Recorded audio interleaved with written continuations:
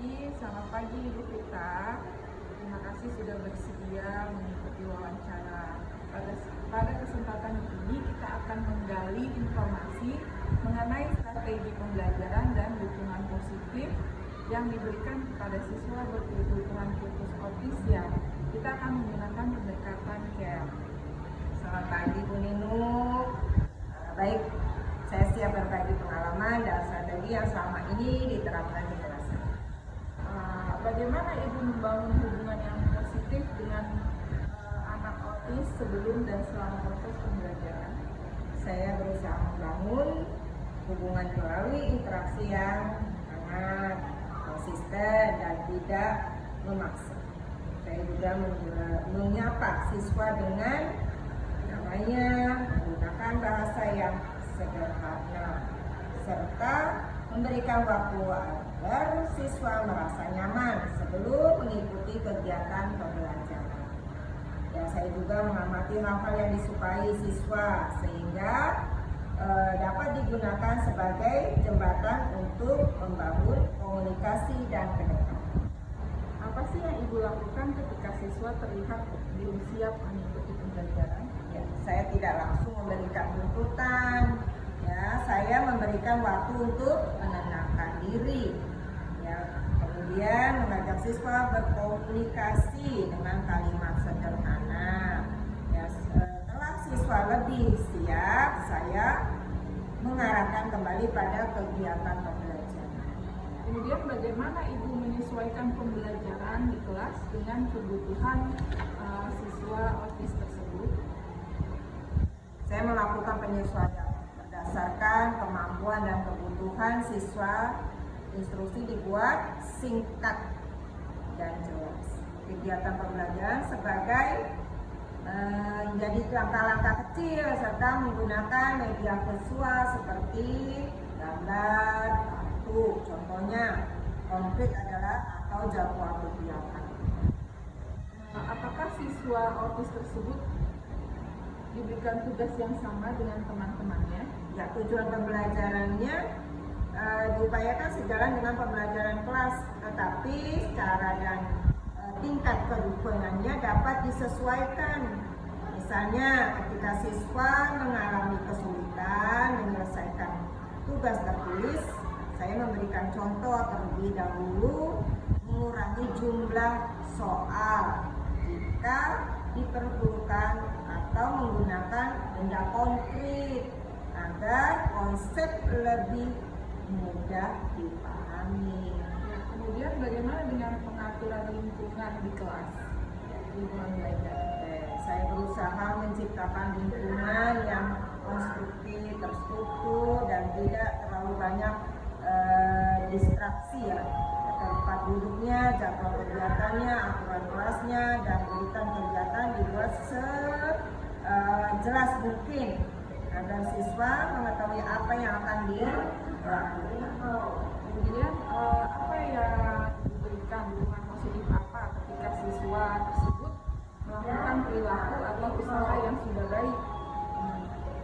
Ya, saya memberikan penguatan secara langsung dan spesifik. Misalnya ketika siswa berhasil mengikuti instruksi, menyelesaikan tugas, atau menunggu giliran, saya memberikan pujian. Seperti bagus kamu bisa ya, atau menunjukkan penguatan juga dapat berupa senyuman, oke, ya kan, terus anjungan jempol, sedang memilih aktivitas atau bentuk penghargaan. Biasanya seperti kayak dikasihlah misalkan alat tulis pensil atau pulpen atau permen gitu. Menurut Ibu, mengapa penguatan positif ini penting bagi siswa tersebut? Karena dengan begitu siswa mengetahui perilaku apa yang diharapkan. Penguatan positif juga meningkatkan motivasi dan rasa percaya diri siswa sehingga ia terdorong untuk mengulangi perilaku positif tersebut. Kemudian bagaimana Ibu menangani perilaku yang di kelas yang mengganggu pembelajaran tersebut? Dan kalau untuk itu saya berusaha tidak memberikan respon yang berlebihan ya.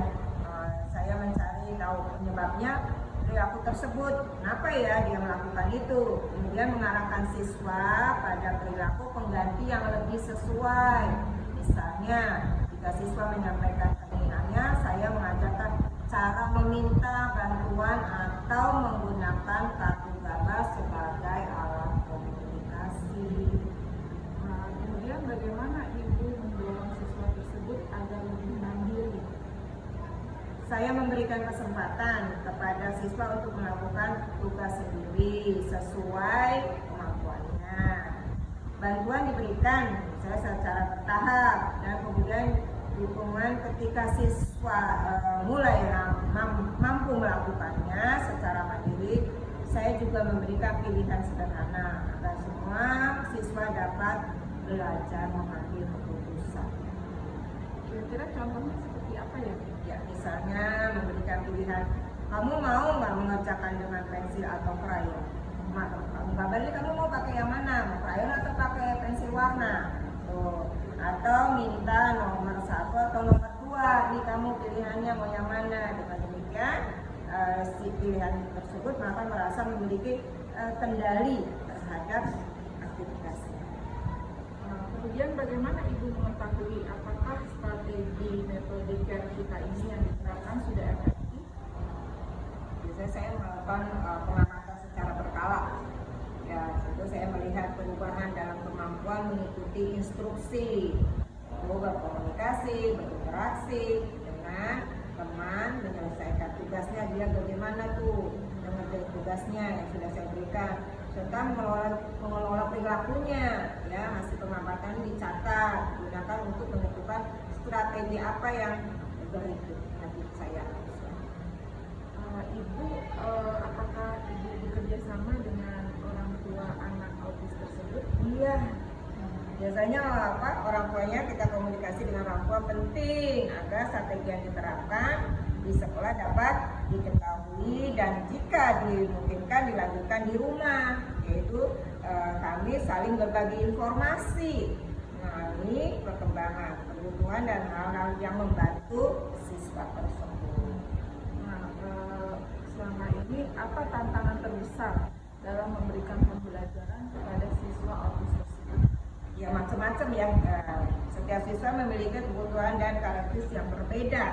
Ya, tantangannya adalah menentukan strategi yang tepat, bagaimana ya, menjaga konsistensi dan menyesuaikan pembelajaran tanpa membuat siswa merasa berbeda ya, dengan secara negatif. Karena itu guru biasanya perlu sabar, terus fleksibel, dan terus melakukan evaluasi.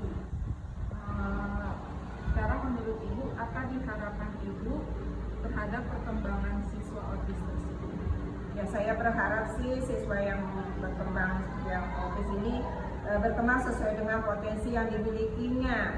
Semakin mampu bisa berkomunikasi dan berinteraksi, mengikuti pembelajaran dengan nyaman, serta memiliki kemandirian dalam melakukan berbagai aktivitas.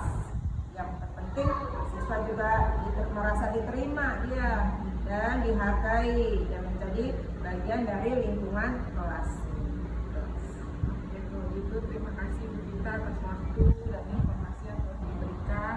Semoga pengalaman ini dan strategi yang Ibu sampaikan dan lakukan pembelajaran di kelas dapat memberikan layanan pendidikan yang positif dan inklusif. Ya, sama-sama Bu Ninus, semoga bermanfaat ya dengan membantu terciptanya pembelajaran yang ramah dan membuat semua siswa. Sama-sama.